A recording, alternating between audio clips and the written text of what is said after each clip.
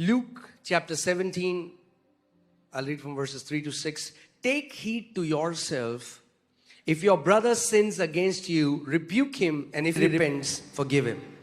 सचेत रहो, यदि तेरा भाई अपराध करे तो उसे समझा, और यदि पछताए तो उसे क्षमा कर.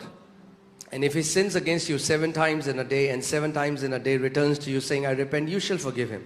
और यदि दिन भर में 7 बार तेरा अपराध करे और 7 बार तेरे पास फिर आकर कहे मैं पछताता हूं, तो क्षमा कर. And the apostles said to the Lord, increase our faith. और प्रेरितों ने प्रभु से कहा, हमारा विश्वास बढ़ा. You need faith to forgive. क्षमा करने के लिए आपको विश्वास की आवश्यकता है. Here Jesus is calming the storms and multiplying bread and raising the dead and opening blind eyes and making the lepers clean. But apostles never said increase our faith. But here Jesus is telling them, you have to forgive your brother if he sins against you. And they're like, Lord, you have to increase our faith. यहाँ पर यीशु तूफान को शांत कर रहा है, रोटी को हजारों को खिला रहा है, अंधों की आंखें खोल रहा है. तब चेलों ने नहीं बोला कि हमारे विश्वास को बढ़ा. जब वो कह रहा है कि क्षमा कर अपने भाई को 7 बार, तो चेले कह रहे हैं, प्रभु हमारे विश्वास को बढ़ा दे. Because sometimes it's easier to do miracles than to guard your heart. क्योंकि कई बार चमत्कार करना बड़ा आसान होता है अपने दिल को सुरक्षित रखने से ज्यादा. It's easier to go out and preach and tell people about Jesus, but to guard your heart, it's a lot of work. बाहर जाकर प्रचार करना, यीशु के बारे में लोगों को बताना बड़ा आसान है, पर अपने दिल को बचा के रखना, इसमें बहुत मेहनत लगती है. Now in no way I'm saying that that's not important and I'm trying to minimize this. मैं ये नहीं कह रहा हूँ कि ये सब जरूरी नहीं है, इसको छोटा नहीं कर रहा हूँ. So जो प्रेरित हैं वो यीशु से क्या कह रहे हैं?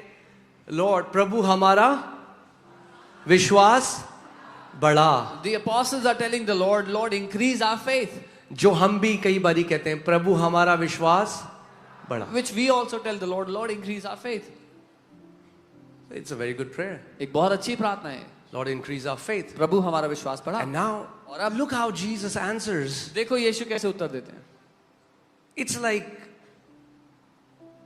अगर आप पहली बार इसको पढ़ेंगे तो आपको लगेगा ये प्रभु ने क्या बोला है. If you read this for the first time, you're like, what did the Lord just say? मतलब अगर कोई आज किसी प्रचारक को पूछेगा हम विश्वास में कैसे बढ़े, तो वो क्या 40 दिन का उपवास कर. If someone asks a preacher today, how can we grow in faith? They'll say, fast 40 days. But they're asking Jesus, increase our faith, and look what Jesus says. वो यीशु से कह रहे हैं कैसे विश्वास को बढ़ाएं, और यीशु का उत्तर देखें. So the Lord said, you have faith as a mustard seed, you can say to this mulberry tree, be pulled up by the roots and be planted in the sea, and it would obey you. प्रभु ने कहा, यदि तुमको राई के दाने के बराबर भी विश्वास होता, तो तुम इस शहतूत के पेड़ से कहते कि जड़ से उखड़ जा, समुद्र में जा लग जा, तो वो तुम्हारी मान लेता. क्या यीशु मसीह आप क्या कह रहे हैं? What are you saying, Jesus? वो कह रहे हैं हमारा विश्वास They are saying increase our faith. वो कह रहे हैं अगर यदि तुमको राई के दाने के बराबर भी विश्वास होता, तो तुम इस तूत या शहतूत के पेड़ से कहते कि उखड़ जा. And he's saying if you had faith as a mustard seed, you would have commanded this tree, this mulberry tree, to be pulled up. See, one thing you have to understand is God has not given somebody great faith and somebody less faith and somebody a kilo faith and somebody 10 kilos faith. Everybody has received faith in the form of a seed. आपको ये समझना है, परमेश्वर ने किसी को बड़ा विश्वास, छोटा विश्वास, 1 किलो विश्वास, 10 किलो विश्वास नहीं दिया. परमेश्वर ने सबको एक बीज के बराबर विश्वास दिया. Amen. Amen. सबको एक ही माप दिया गया है. All have been given the same measure. उस बीज के साथ आप क्या करते हो वो निर्धारित करता है कि आपके विश्वास की मात्रा कितनी होगी. What you do with that seed determines how much faith you will have. If you have faith as a mustard seed, you shall say. अगर तुम्हारे पास राई के दाने के बराबर विश्वास भी होता, तो तुम कहते.